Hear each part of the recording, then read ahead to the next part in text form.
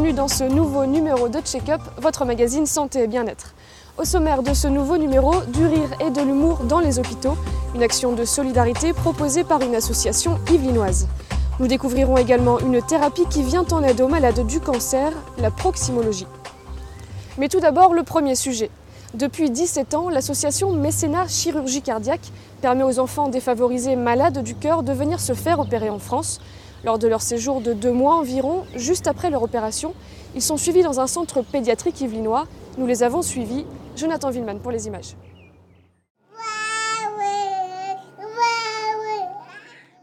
Dani est arrivée en France il y a un peu plus d'1 mois. Il y a quelques jours, cette petite Burundaise de 2 ans s'est fait opérer d'une malformation cardiaque. Et pour vérifier que tout va bien, elle se rend toutes les semaines ici, au centre pédiatrique des Côtes, au Logeant-Josas. Sa famille d'accueil bénévole connaît déjà ses petits traits de caractère. Elle aime bien être dans les bras, mais de moins en moins. De moins en moins. Maintenant, elle joue toute seule. Elle joue toute seule. Hein. Vous voyez, ouais, elle passe des heures à nous poser les questions. Et hier, il fallait suivre. Il fallait, avec son petit doigt, elle faisait comme ça. L'accueil des enfants est rendu possible grâce à l'association Mécénat Chirurgie Cardiaque. Une fois que les enfants ont été opérés dans les hôpitaux partenaires, ils séjournent ici entre 3 jours et 1 semaine pour la suite de la prise en charge post-opératoire. Pendant cette période, notre centre assure donc une surveillance médicale et paramédicale, avec notamment la réalisation d'échographies cardiaques, d'électrocardiogrammes, pour s'assurer qu'il n'y ait pas de complications post-opératoires immédiates. Justement, Guigui, lui, vient de se faire opérer et garde encore quelques pansements sur lui. Sa maladie pouvait conduire à une insuffisance cardiaque.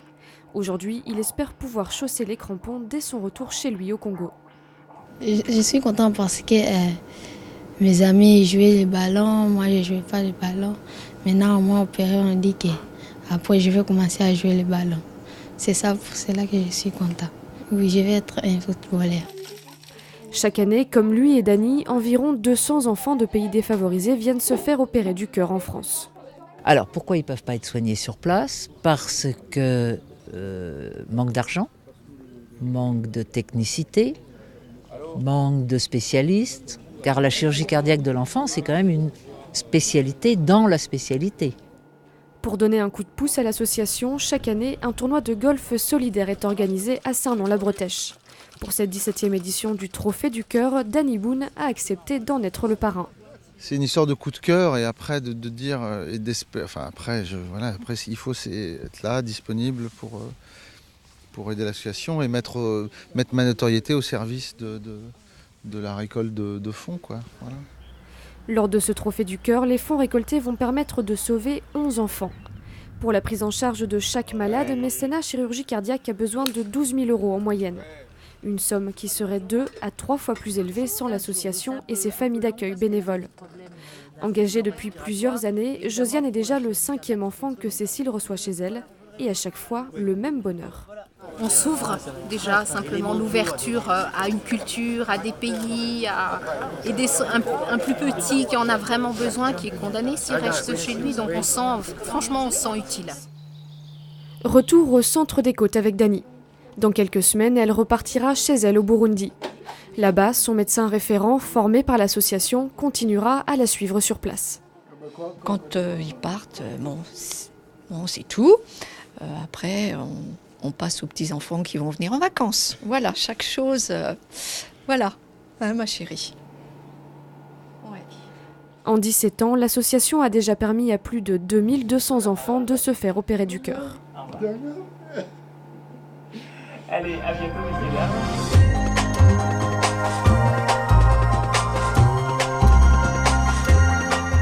Rire pour guérir, c'est le nom de l'action proposée par l'association Rire 78.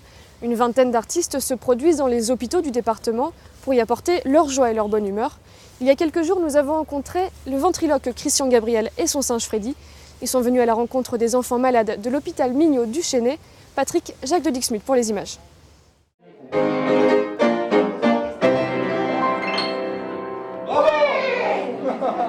Ça c'est bien gros, applaudissez-le quand même.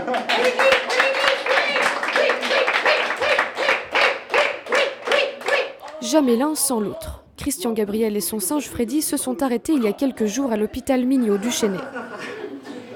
Non, rigolez pas, on n'est pas là pour rigoler. Non. Bon, donc je vais vous présenter Freddy. Oui. Permettez-moi d'avoir la joie, oui. L'honneur, le plaisir, ouais.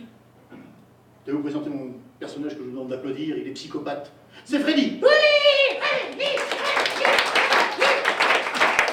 Grand ventriloque reconnu, Christian Gabriel fait partie des artistes engagés dans l'association Rire 78, créée il y a 7 ans. À travers son spectacle, les enfants s'évadent un moment de leur chambre d'hôpital. Ça me met un petit peu de gaieté dans le service. Enfin, ça nous change les idées un peu. Bon, attention, Freddy. Oui. Je vais poser des questions à Freddy qui dit question dit. Oui. Ah que oui. Ah que oui. Bon, on dit ah que oui parce que Freddy c'est un fan de Johnny Hallyday. Tu connais Johnny? Rire pour guérir, c'est le nom de cette action et d'après les médecins, l'humour aurait de réels bienfaits sur la santé. Je pense que quand on est en phase de maladie chronique ou quand on est vraiment hospitalisé, le fait de rire, de pouvoir se détendre, ça peut aider l'enfant à penser à autre chose et pourquoi pas à mieux guérir, c'est possible. À la claire fontaine, m'en allant promener, le trou est aussi clair que je suis baigné. Habitué des grands musicals et des cabarets parisiens, le duo attache toujours une importance particulière à se produire devant ses enfants malades. J'ai pas mal passé de temps dans les hôpitaux, voilà, donc les enfants, j'ai vu un petit peu la détresse des enfants, le côté un petit peu où ils restent tout seuls. Donc voilà, donc on s'est dit on va les amuser avec Freddy et voilà, c'est pour rendre hommage aussi à un grand artiste qui nous a quittés, qui s'appelle Bernard Giraudot, qui est un de mes amis, et puis malheureusement quand il était à l'hôpital, on allait voir les enfants et tout ça, et puis je le faisais avant de le connaître, je continue à le faire et on le fera toujours, quoi. Le duo ne s'arrête pas là, il sera au centre clinique de psychothérapie à Poissy le 16 mai prochain.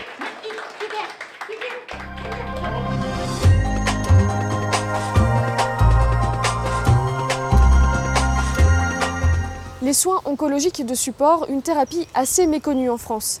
Il s'agit d'un accompagnement psychologique et corporel pour les malades du cancer et leurs proches.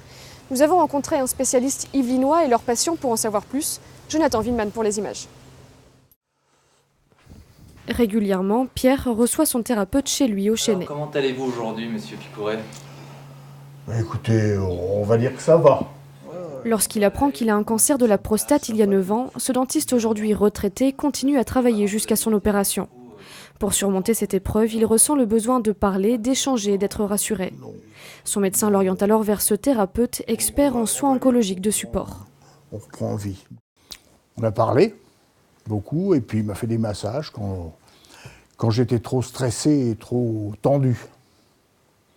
Et voilà, et ça m'a fait du bien. Vous savez, l'aide psychologique, je pense qu'elle est nécessaire quand même, parce que quand ça vous arrive, on a beau dire, on a beau prendre sur soi, ça fiche un coup. Louis Caz, le thérapeute, se rend à domicile mais reçoit aussi certains patients dans son cabinet à Paris. Dans 4 mois, il aménagera ses nouveaux locaux chez lui au Chesnay. Dans les Yvelines et plus généralement en France, son métier est assez peu répandu. On parle de proximologie. Le thérapeute vient en complément des soins médicaux de l'oncologue avec qui il est en contact direct. Le but, c'est de donner confiance à mon patient et qu'il se sente mieux. Donc ça va être par l'échange, comme je disais, et par les postures, se sentir bien dans son corps, même si on sent son corps affaibli ou en douleur. Le but, c'est d'optimiser et de donner confiance au patient et surtout de vivre avec sa maladie. Le plus important, c'est de vivre. Ça, c'est très important. Et les patients, à partir du moment où on annonce une maladie lourde, pour eux, c'est la mort assurée, ce qui n'est pas vrai du tout. Les séances sont personnalisées en fonction des besoins et de l'état physique du patient, mais en moyenne, il faut compter 1 à 2 séances par semaine. Il s'agit d'un accompagnement psychologique, mais pas seulement. J'estime que le corporel a son importance, donc une séance va durer à peu près 1 heure. Ça peut durer à peu près 20-25 minutes, un quart d'heure l'échange. Et après, il va y avoir une séance de massothérapie où je vais appuyer sur les points de tension, où je vais dénouer, etc., ou une réflexologie, tout dépend le ressenti que j'ai et les attentes du patient. La séance se conclut généralement par un nouvel échange. Parmi ces patients, il compte aussi les proches des malades. Nathalie, par exemple, a senti le besoin d'être accompagnée lorsque son mari a appris son cancer. On a pu discuter, échanger, puis peut-être aussi décharger un peu les angoisses qu'on avait, donc... c'est vrai que ça m'a beaucoup aidée aussi parce que c'est vrai que je Pour le malade, c'est compliqué, mais c'est vrai que souvent la personne qui est là et qui est à côté et qui est aussi concernée, c'est parfois difficile. Le problème, c'est que ces soins de support restent encore un luxe. Il faut compter entre 50 et 100 € la séance et aucun remboursement n'est prévu. D'après le thérapeute, même si ces soins commencent à se développer depuis 2 ou 3 ans, cela reste encore insuffisant. Ça ne demande pas du matériel cher, ça demande de l'humain, avec des connaissances sur l'oncologie pour adapter des soins par rapport à des pathologies.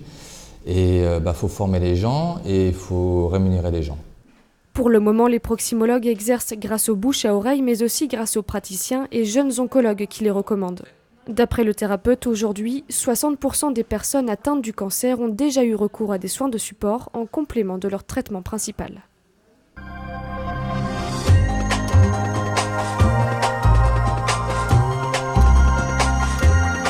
C'est la fin de ce nouveau numéro. Avant de nous quitter, jetons un coup d'œil sur les dates à retenir. Le samedi 24 mai, le musée de Port-Royal des Champs vous propose une journée consacrée au rapport entre la santé, le savoir humain et les plantes. Rendez-vous dès 10h à Magny-les-Hameaux. Le mardi 3 juin, le docteur Jacques Segal vous propose un nouveau goûter santé. Il vous donnera quelques bons conseils pour être en forme cet été. Ce sera de 14h à 16h au centre socioculturel des Merisiers à Trappes. Check-up, c'est terminé. Merci de votre attention. Je vous donne rendez-vous dans un mois. D'ici là, portez-vous bien.